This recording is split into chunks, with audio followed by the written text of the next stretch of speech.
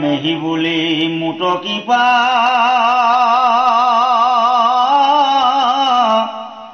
ময় কৃষ্ণে হাকি কহিলাৰ হৈছ জ্ঞান ভকতি প্ৰকাশী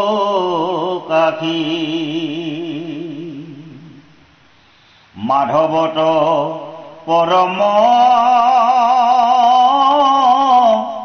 প্ৰসাদ পাইলো আমি মূৰ এৰি গৈলা বৈকুণ্ঠ কৃষ্ণ স্বামী কৃষ্ণ গুৰুমতী বাঘত আপোনাৰ খবৰ বাইকৰ শিৰত লৈ পাঠকে পাঠদান কৰিছে আৰু আমি পাঠৰ লগত সংহতি ৰক্ষা কৰি তাত যোগ দিবলৈ আমি আগবাঢ়িছোঁ আপোনাৰ খবৰ মৰম আশীৰ্বাদ শিৰত লৈ আপোনাৰ খবৰ সহায় আৰু ভগৱানৰ কৃপাত আমি দুই একাষাৰ যোগ দিবলৈ আগবাঢ়িছোঁ কৃষ্ণ উদ্ধৱৰ নিৰ্ভয় দিলে উদ্ধৱক ভগৱন্তৰে যিখিনি আধ্যাত্মিক জ্ঞান এই আধ্যাত্মিক জ্ঞানখিনি উদ্ধৱক দিলে উদ্ধৱ তুমি অন্য একো চিন্তা কৰিব নালাগে মোক কেৱল সুমন কৰিব আৰু মোৰ নাম ল'ব মায়াময় যিখন সাগৰ পাৰ হ'বলৈ হ'লে তুমি মোক সুমন কৰিব লাগিব নাম ল'ব লাগিব এই বুলি উদ্ধৱক আশ্বাস দিলে সেই কথাখিনি কি উদ্ধৱে আকৌ বিদুৰক বুজুলি দিছে বিদুৰ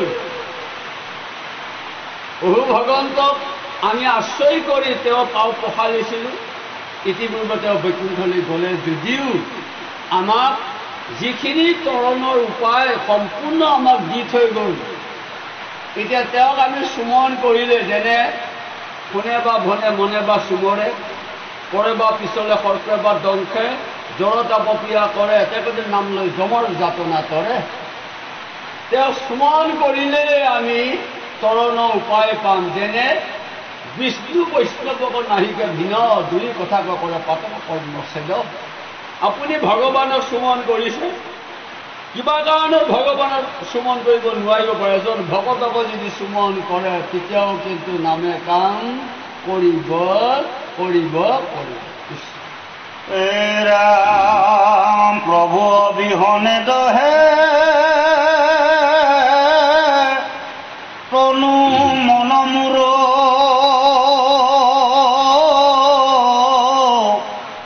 নপাওঁ প্ৰাণ সখী ইটো সন্তাপৰ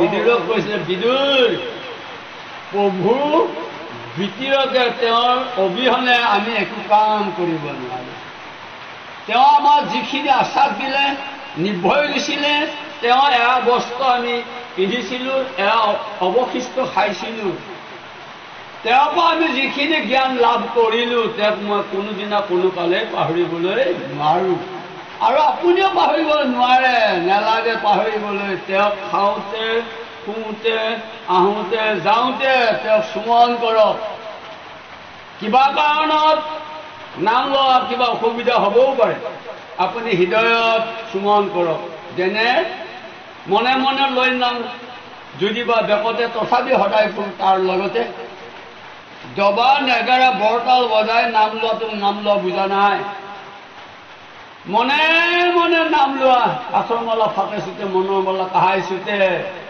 যিকোনো কৰ্ম কৰি থাকোঁতেও আপুনি নাম সুমন কৰি থাকক নামে কাম কৰিব কৰিব কৰিব এই বুলি ভগৱন্তৰ পৰা পোৱা জ্ঞানখিনি উদ্ধৱে আকৌ বিদুৰক বুজুলি দি আছে এই কথাখিনিকে সুকে পাই পৰীক্ষিতক কৈছে পৰীক্ষিত তুমি 7 দিন সময় পাইছে এই 7 দিনৰ ভিতৰত তৰণৰ উপায় নোপোৱা কোনো কাৰণ নাই উদ্ধৱে যিখিনি কথা ভগৱন্তৰ পৰা উদ্ধাৰ কৰিলে, উদ্ধাৰ কৰাটোৱে উদ্ধৱ, ভগৱন্তৰ পৰা আধ্যাত্মিক জ্ঞান উদ্ধাৰ কৰাটোৱে উদ্ধৱ। সেই কথাখিনি বিদুৰে কৈছে, আকৌ সেই কথাখিনিকে শুকে পাই পৰীক্ষিতক কৈছে, পৰীক্ষিত তুমি নিৰ্ভয়ে কেৱল দৃঢ়তা একাগ্ৰতা বিশ্বাসৰে তুমি গ্ৰহণ কৰা, যেনে গীতাৰ 2 অধ্যায়ত ক'লে। হে অৰ্জুন, তুমি আমি যিখিনি কথোপকথন হৈছো এখন গীতা শাস্ত্ৰ হ'ব। গীতা শাস্ত্ৰ পঢ়িলেও নহ'ব, বিশ্বাসৰ নভৰিলে তাৰ নহি অনুকূল, শাস্ত্ৰ পঢ়ি কৰি তেনে পাৰে অমূল। বিশ্বাসে ৰক্ষা, অবিশ্বাসে পৰীক্ষা, বিশ্বাস নকৰিলে নামেও নকৰে ৰক্ষা। এইকাৰণে আমি বিশ্বাসৰে নাম ল'ব লাগিব, তেতিয়া নামে কাম কৰিব কৰিব কৰিব। হে ৰাম, তোমাক এৰিয়া মই অবাগি পৰম, কৃষ্ণৰ আদেশে যাইব বদৰিকা চম। এগৰাকী বিধৱা স্বামী অবিহনে যেনেকৈ সি বিধৱা হয়, ভগৱন্তৰ অবিহনে আমি এতিয়া বিপদত পৰিলোঁ। কিন্তু যদিও বিপদত পৰিলোঁ, ভগৱন্তইতো আমাক কৈ গৈছিলে তুমি বদৰিকা আশ্ৰমত গৈ ভকত দৰ্শন কৰা। তেওঁৰ বাক্য পালন কৰিবৰ কাৰণে মই সক্ষম হৈছোঁ, আৰু বদৰিকা আশ্ৰমলৈ মই যাম বুলি মোৰ দৃঢ়তা একাগ্ৰতা বিশ্বাসৰে, যেনে এতিয়া ভগৱন্তক পালেহে, ভগৱন্তক পালেও কিন্তু কামত নাহিব। কিয় নাহিব? বিষ্ণু বৈষ্ণৱ সংগ লৈবা প্ৰথমত, গুৰু মানি শুশ্ৰূষা কৰিব ভাল মত, ভকততে ভকতি কৰা ভাল মতে, মুহুৰ গুজ্জতত পাইবা ভকতৰ হন্তে, ভকতক পাই নকৰে হৰি, মোক নোপাই সেইটো যেনে কৰিব কি। অৰ্জুন, ভকতক পাই যিজনে সেৱা নধৰে, মোক পাই একো কৰিব নোৱাৰে। ভকতক পাই নচপাইব মুণ্ড, তাৰ মাথা আছে নৰকৰ কুণ্ড। এইকাৰণে ভগৱন্তৰ তত্ত্বটো জানিবৰ কাৰণে আপুনি ভকত দৰ্শন কৰিবলৈ লাগিব। এইকাৰণে কৃষ্ণই উদ্ধৱক কৈছে, উদ্ধৱ ভকতি নভৰিলে তুমি যাইবা ৰসাতলে, মোৰ বাক্য পালি ৰহিবা মহাবলে। এই পদটোক তেওঁক মনত আছে, আৰু ভগৱন্তই কোৱা বাক্যটো পালন কৰিবৰ কাৰণে তেওঁ বদৰিকা আশ্ৰমলৈ যাম বুলি কথা দিছে কৃষ্ণ। অৰা মোট ভকতিক জ্ঞান কহিবাক প্ৰতি, পৰিলন্ত মৈতে অক আজ্ঞা যদুপতি,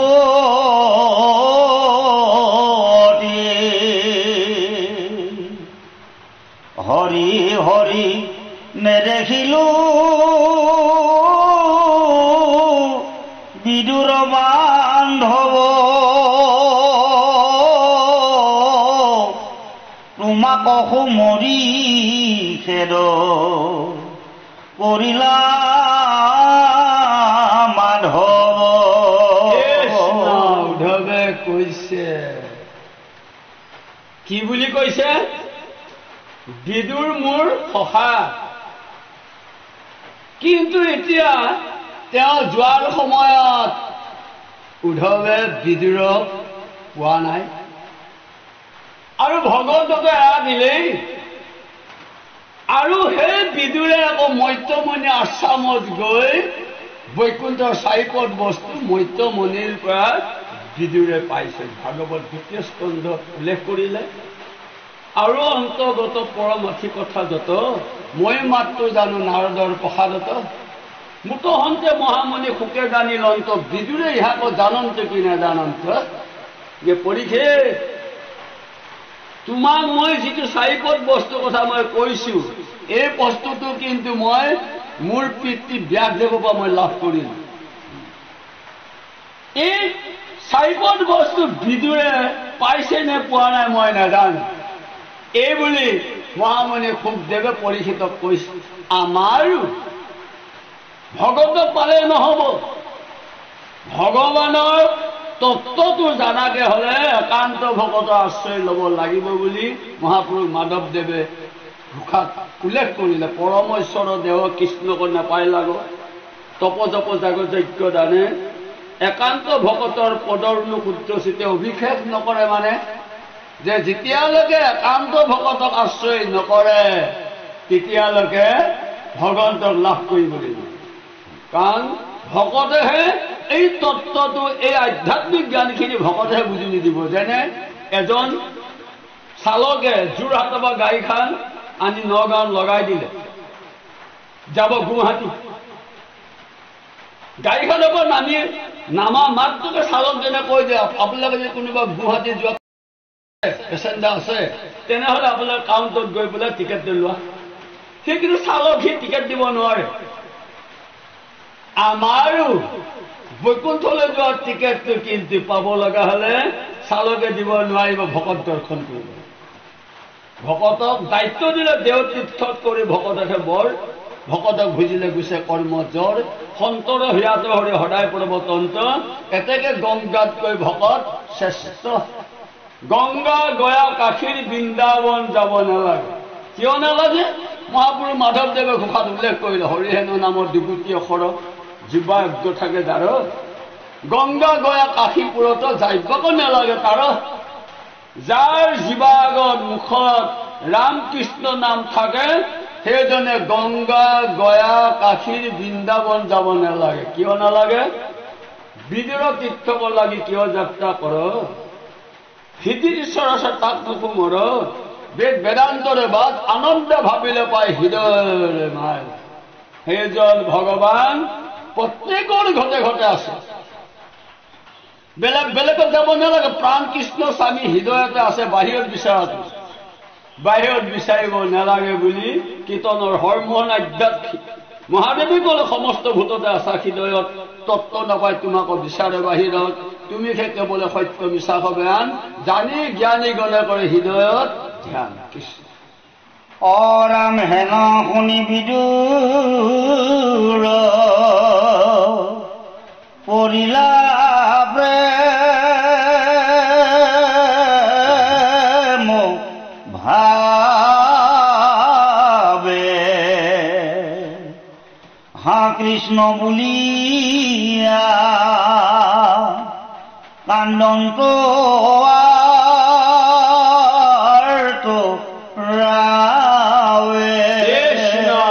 প্ৰভুসকল এয়া ভগৱান যে বৈকুণ্ঠ পুৰাণ হলে বৈকুণ্ঠলৈ প্ৰৱেশ কৰিলে এই কথাখিনি বিদুৰে জানা নাছিল উদ্ধৱ বাবা যেতিয়া জানিলে যে সখা ভগৱান তই ইতিপূৰ্বে কিন্তু বৈকুণ্ঠ পুৰাণ অৰ্থাৎ বৈকুণ্ঠলৈ প্ৰৱেশ কৰিলে এয়া তেতিয়া নাই এই কথাখিনি মানে উদ্ধৱ বাবা জানা মুহূৰ্তত বিদুৰে কান্দিছে যে যিজনৰ পৰা মই বৈকুণ্ঠ চাৰি পদ বস্তু পাইছিলো যাক আশ্ৰয় কৰিলে মায়া বা তৰ্ণ উপায় পায় তেনেজন ভগৱানক মই চকুৱে নেদেখিলো এই বুলি তেওঁ কান্দিছে আমাৰো লাজৰি গাই গুণে নাচে আনন্দিত জগতক পবিত্ৰ কৰে সেহিকে ভকত মোক লাগে প্ৰেমে উপজিলে যাৰ মনে নেৰুতা হৃদয় সখী খদ্য তেওঁক আমি প্ৰেম ভাৱৰে আমি বিচাৰিব লাগে যেনে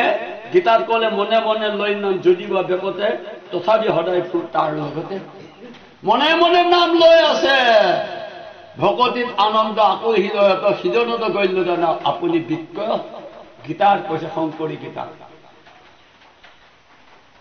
যে ভকতিত আনন্দ হৈ যিজনে মোক বিচাৰি থাকে সৰ্বখনে হে অৰ্জুন সেইজনত মই বিক্ৰয় বান্ধিলে আমাকো পাওঁতো প্ৰেমৰ জুৰি জানা নাই উত্তম ভক্ত তাংক হৰি তাৰ সংগ পাইলে হ'ব জগতে মুকুত নেদেখিবা সখীত কথা অদল কৃষ্ণ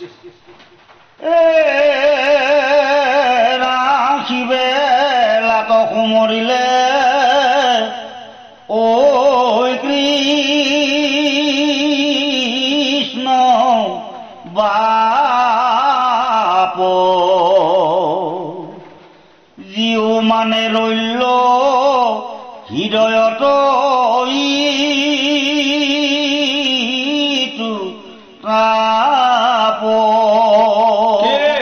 যাক চুমুৰিলে জীয়ৰ তৰ্ণ উপায় পায় তেনেজন ভগৱান বীৰ হলে তাৰ মনত যিটো তেওঁ পোৱাৰ যিটো মানে আকৰ্ষ পাব লাগে, এই তাপটো তেওঁৰ বিদুৰৰ মনৰ পৰা কিন্তু যোৱা নাই। আমিও যিকোনো কৰ্মত আমি কৰিব লাগিব, কৰ্ম কৰি থাকোঁতে মনেহে কিন্তু বিচাৰি থাকিব লাগিব। মনে যদি বিচাৰি আছে, মন যদি তেওঁ দিক কৰি গ'লে, যেনে পলাধক সদামকৈ আনি গতাই দিলে, মহাৰাজা আপোনাৰ সন্তানক নি পেলাই আমি বিপৰীতে হ'লো। বোলে কি হ'ল? শিশুসকল চব নাম ল'বলৈ দিলে।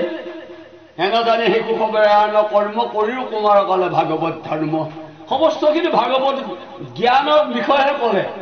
আমাৰ বামনায়ন শাস্ত্ৰ তেওঁ নপঢ়িলেই আৰু নেমানেই। আপোনাৰ ল'ৰাটো শাসন কৰাৰ অধিকাৰ নাই, এইকাৰণে আপোনাৰ ল'ৰাক মই গতাই দিছোঁ, আপুনি কি ব্যৱস্থা কৰে কৰক। এই বুলি সাদামুখত বিদায় লোৱাৰ পাছত পলাদক কোচত বহুৱাই লৈছে। গোপা পলাদ, মূৰবাণী শুনা পলাদে, এই পলাদ এৰা হৰিনাম, হৰিনাম লৈ বংশত আনিলে তোৰ নাম। স্বৰ্গ পৃথিৱী পাতাল তিনটো লোকৰ মই ৰজা, এই আসনখন তুমি মোক তোমাক মই গতাই দিছোঁ, তুমি যাৰ নাম লৈছা সি মোৰ পাণৰ বৌৰী, এদিন হয়তো সি মৰিব নতুবা মোক মাৰিব। এইবোৰ বাদ দি পেলাই, ভগৱানৰ নাম বাদ দি পেলাই তুমি মোৰ বাক্য পালন কৰা, এই আসনখন তোমাক আজিয়ে গতাই দিওঁ। পলাদে পিতৃৰ কোচত থাকি কৈছে, পিতৃ আপোনাৰ বাক্য মই পালন কৰিব লাগিছিলে, পালন কৰিব মই নোৱাৰো। কিয় নোৱাৰো? ইতিপূৰ্বে মন প্ৰাণ চিত ভগৱন্তে হৰণ কৰি লৈ গ'ল। আপোনাৰ কোচত আছো কিন্তু মই নাই। ঠিক আমিও গৃহ সংসাৰতে আছো, কিন্তু মনটো গৃহ সংসাৰত নাই। ক'ত আছে? ভগৱন্তৰ চৰণত। এইকাৰণে কপিল পৰ্বে মাতৃ দেৱহতী কৈছে, মা মোৰ সেৱা বিনে আকৌ কদাপি বৈষ্ণৱে, মই যাচি দিওঁ যদি তথাপি নলৰিবে। মনটো যদি প্ৰভু ভগৱন্তৰ চৰণত সদায় মজাই আছে, আপুনি অন্য কাম কৰি থাকক, কিন্তু সেই কৰ্মই আপোনাক কেতিয়াও বাধা দিব নোৱাৰে। কাৰণ মনটো আচল বস্তু। প্ৰমাণ দশমী স্কন্ধত উল্লেখ কৰিলে, যিটো জনৰ মনোমুগ্ধ ভৰিলে কৃষ্ণৰ পায়, আন কোনো বস্তু সেইটো মুখ্যক নিবিচাৰে। আমি মনটো ভগৱন্তৰ চন্দাই দিলো, আৰু মনে যেতিয়া বৰ্তি থাকিব, যেনেকৈ মহাজনৰ ঘৰত এটা কামলা যেতিয়া বৰ্তি থাকিব, নিবিচাৰিলে সি দৰমহা পাবই। আমিও ভগৱন্তক যিদিনা আমি কাইমনে বাক্যে একান্ত ভাৱে সূৰ্য বিচাৰে শৰণ গ্ৰহণ কৰিলো, সেইদিনা পৰা ধৰি মনটো চিতটো বাক্যটো তেওঁৰ চৰণত দি থক। বাকী কৰ্ম আপুনি তিনিটা ল'ৰা ছোৱালী পোষণ পালনৰ যিটো ব্যৱস্থা আপুনি কৰক, কিন্তু মনটো তাত দি থক। যাক কৃষ্ণ ৰাম হামুৰ পৰম সুদ দেৱ ইষ্ট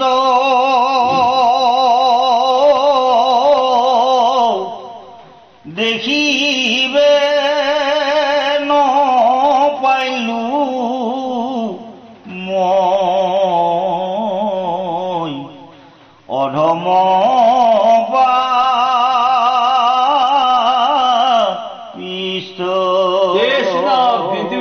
ভগৱন্তৰ গুণ সুমন কৰি কৰি কান্দি কান্দি কৈছে যে মই অধম,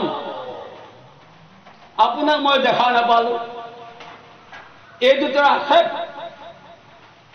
পাই হেৰুৱালো মই। এই বুলি তেওঁ বিদুৰে কান্দি কান্দি ভগৱানে কৰি যোৱা কৰ্মখিনিক চুমন কৰিছে। আৰু চুমন কৰে নহয়, সদায় তেওঁ মনটো তেওঁ চৰণত মজাই থৈ দিছে। আমিও ভগৱানৰ চৰণ দুখানত মনটো আমি বিক্ৰয় কৰিব লাগিব।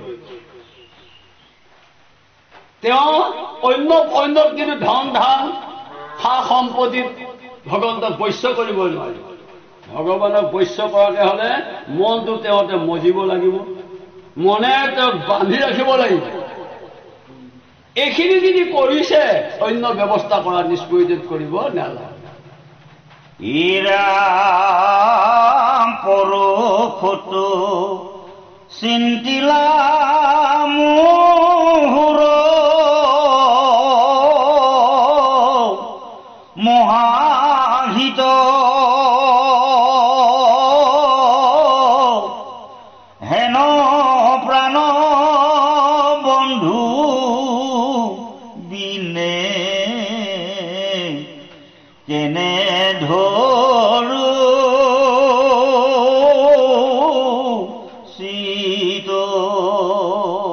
এয়া অতিশয় অতিমাত্ৰা আধ্যাত্মিক জ্ঞানৰ কথা কৈছে বিদুৰে। প্ৰভু পৰৰ শত্ৰু বিনাশ কৰা আপুনি, আপোনাক আশ্ৰয় কৰিলে শত্ৰু ওচৰলৈ নাহে।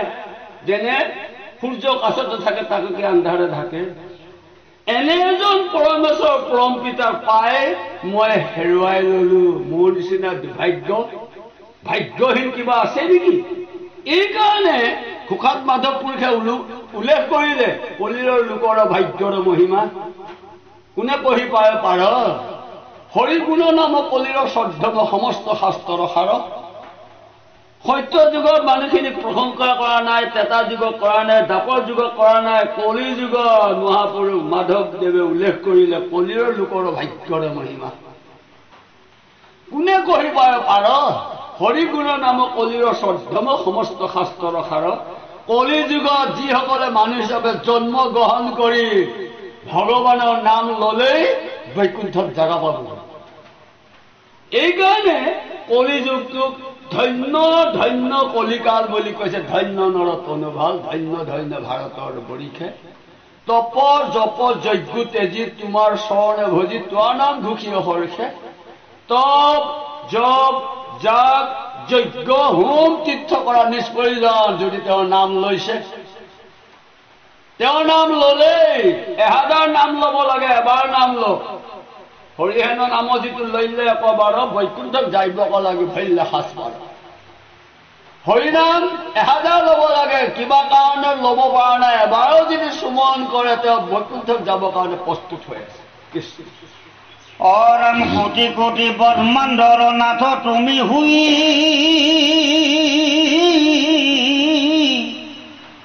যদি চিৰ ৰাজাৰো কৰাইলা ৰাজ হুই। কোটি কোটি ব্ৰহ্মাণ্ড আপুনি অধিকাৰী, সৃষ্টি স্থিতি লৈ পেলাই আপুনিয়ে কৰি থাকে। অথচ আকৌ সেই যজ্ঞ কিয় পাতিব লগা হলে এই বিষয়টো চাওকচোন বাৰু। এইখিনি কিয় কৰিব লগা হৈছে? এয়া আধ্যাত্মিক জ্ঞানখিনি জানিবৰ কাৰণে ভগৱন্তে এইখিনি কৰ্ম কৰি থৈ দিছে। এৰাম প্ৰীতি যেন পুত্ৰক পালিলা প্ৰতিনীতি অভল্য মূৰ পাণ্ডৱ আবেশে অনাথি। পুত্ৰক যেনেকৈ মানে পিতৃয়ে যেনেকৈ পুত্ৰক পালন কৰে ঠিক আপুনি আমাৰ 5 পাণ্ডৱক আপুনি পালন কৰিলে। এইখিনি আমাক দৃঢ়তা একাগ্ৰতা বিশ্বাসৰে হেৰুৱা সম্পত্তি নিদিম বুলি কোৱা সম্পত্তিখিনি পুনৰ আপোনাৰ কৌৰৱ ৰাজাৰ ঘৰে নকৰিলা বাস বোলা মোৰ বিদুৰয়া সন্ত নিজ দাস বঞ্চিলা মুহুৰ ঘৰে ঐ প্ৰাণ হৰি কিয় জীৱ মইতো গুণ মৰি। বিদুৰে প্ৰকাশ কৰিছে কৌৰৱৰ ৰাজা ঘৰত পুৰকৰ টকা আছিলে। ভগৱান এদিন প্ৰৱেশ নকৰি তেওঁ কি হয়, মই দুখীয়া দৰিদ্ৰ মানুহ 3ডাল গড়ত শুই থাকো। মায়ে এমুঠি ভিক্ষা কৰি আনে, এমুঠি ৰান্ধা পাছত কৃষ্ণক নোখোৱাকৈ মই নাখাওঁ। এইকাৰণে মোৰ দুখীয়া দৰিদ্ৰ হলে মোৰ ঘৰত ভগৱন্তই জিৰাইছিলে আৰু বহু জ্ঞান আধ্যাত্মিক জ্ঞান মই তেওঁৰ পৰা শিকিছিলো। আজি সেইজন ভগৱান মোৰ পৰা বিয়োগ হৈ গলে। মই তেতিয়া অনাদৰ হৈ আছো, তেওঁৰ বিতিৰকে আমি জ্ঞান লাভ কৰা জীয়াই থকা অসাৰ বুলি বিদুৰে প্ৰকাশ কৰিছে। এইকাৰণে মানুহৰ জন্ম আমি এবাৰে পাওঁ, আৰু এবাৰ মানুহৰ জন্ম আমি নাপাম। বৰ্মাৰ বাঞ্চনী এইটো নৰতনু কাই হেন মনুষ্যৰ জন্ম নাপাইবা দুনাই। বৰ্মাৰ বাঞ্চা কৰি মানুহৰ জন্মটো পোৱা নাই। তেনে এটা মানুহৰ জন্ম পাই যদি ঈশ্বৰক আশ্ৰয় কৰা নাই। ঘোষাত মাধৱ পুৰুষে উল্লেখ কৰিলে শৰীৰৰ চৰণত নিশ্চিন্তে কেৱলে পুষে পুত্ৰ ভাগ্যা মাত্ৰকে যম ৰজা বুলি লয়া সেইজনৰ যমৰ যাতনা আছে, সেইজনৰ যমৰ যাতনা আছে বুলি কৈছে। ভগৱন্তক আশ্ৰয় নকৰিলে কোনোদিনা কোনো কালে সোমৰণ নকৰিলে কেৱল তিনিটা ল'ৰা ছোৱালী পোষণ পালনতে ব্যস্ত 24 ঘণ্টা আমাৰ এদিন হয় আধা ঘণ্টাও ভগৱন্তক সুমৰণ নকৰিলে 1 মিনিট সময় সুমৰণ নকৰিলে এইকাৰণে সেইজনৰ যমৰ যাতনা আছে বুলি কৈছে আৰু যিজনে ঈশ্বৰক আশ্ৰয় কৰিলে সেইজনৰ যমৰ যাতনাৰ পৰা ৰেহাই পালে পিতৃভূত পতিদেৱৰ শিকহি দৰ উপজিলা সম্পদ ঋণী হয় নৰ হুমাধুমৰ ঋণে তপনৰ ঋক্ষি বলিদানে ভূতৰ শ্ৰাদ্ধ আদিয়ে পিতৃ সমভাৱে সহৃদ সবাৰ খোজে ঋণ এটাকে ঋণী সদায় ভকতি বিহীন এটাকে তাহম্বৰ কিংকৰ অধীন তাৰ অৰ্থে পঞ্চযজ্ঞ কৰে প্ৰতিদিন নকৰিলে পৰকালে আছে মহাভয় দুখ বুঞ্জিহীন জাতি সভ্যকল লাগয় কায় বাক্য মনে যিটো নিশ্চয় যিজনে মুকুন্দ চৰণে পক্ষীৰ শৰণে তাৰ ঋণ খোজা গল্য সমস্তৰ নকৰি ঋণী আৰু নহি সেইটো নৰ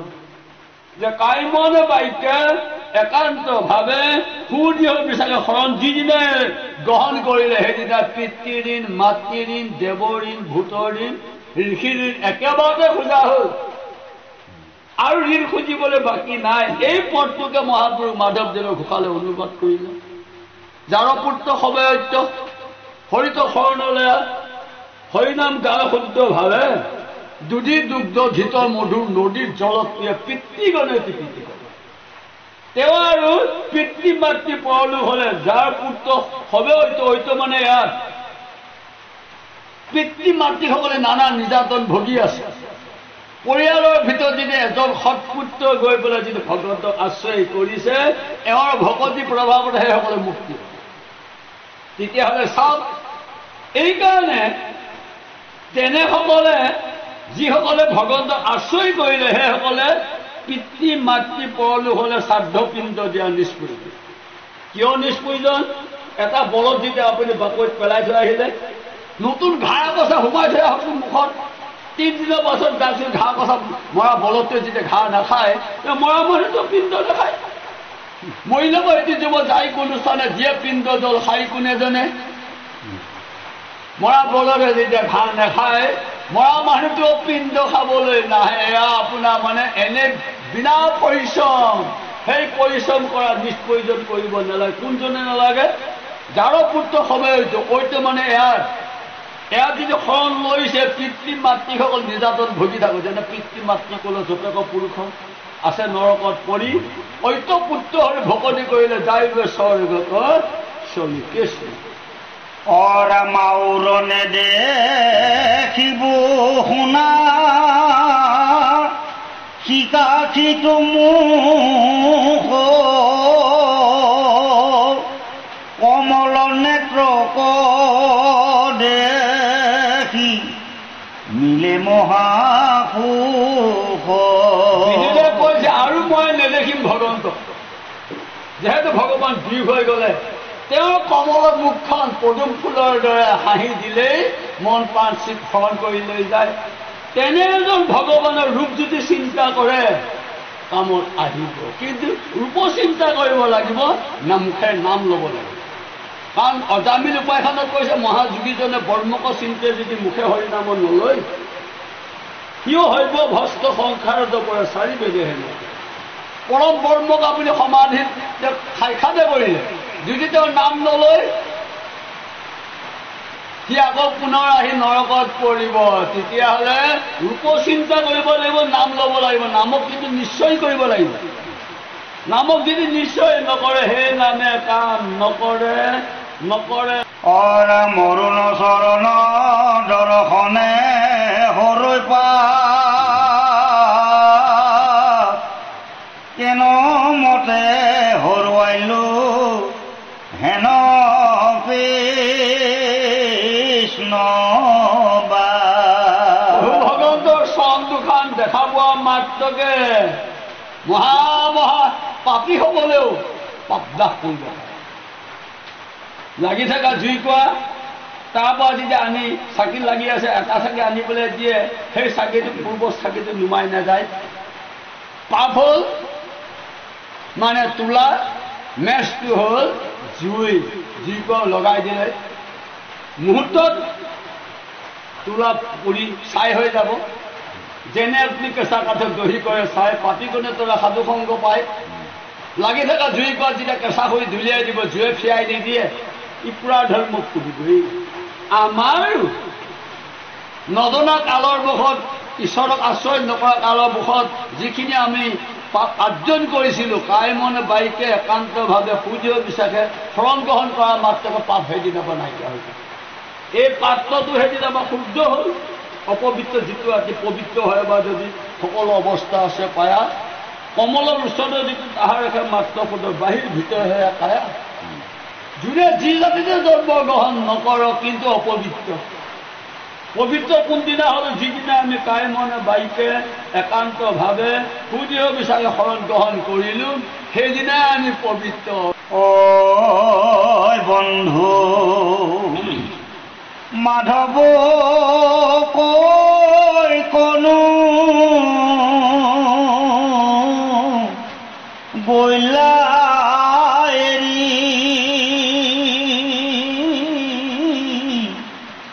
কৃষ্ণ কৃষ্ণ বুলিয়া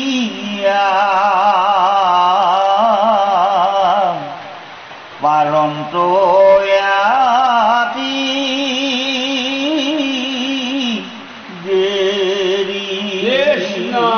কান্দিছে ঐ বান্ধৱ কৃষ্ণ আপুনি ক'ত গ'লেগৈ আমাক এৰি থৈ যেনে চন্দ্ৰ সূৰ্য নিৰ্জিকে তৰা যিটো নাই স্বামী নাই দিনতে মৰা এই স্বামী অবিহনে যেনেকৈ আইগৰাকী বিপদত পৰে উদ্ধাৰ কৰা মানুহ নাই ঠিক উদ্ধৱ আৰু বিদুৰে কান্দিছে প্ৰভু আপোনাৰ নিচিনা এজন ভগৱানক আমি সাক্ষাৎ পালোঁ মহা যোগীসকলো তাত নাপায় তেনে এজন ভগৱানক পাই আমি হেৰুৱাই ল'লোঁ এইখিনি আধ্যাত্মিক জ্ঞান তেখেতসকলে বুকুত ভকিয়াই ভকিয়াই মাটিত বাগৰি বাগৰি কান্দিছে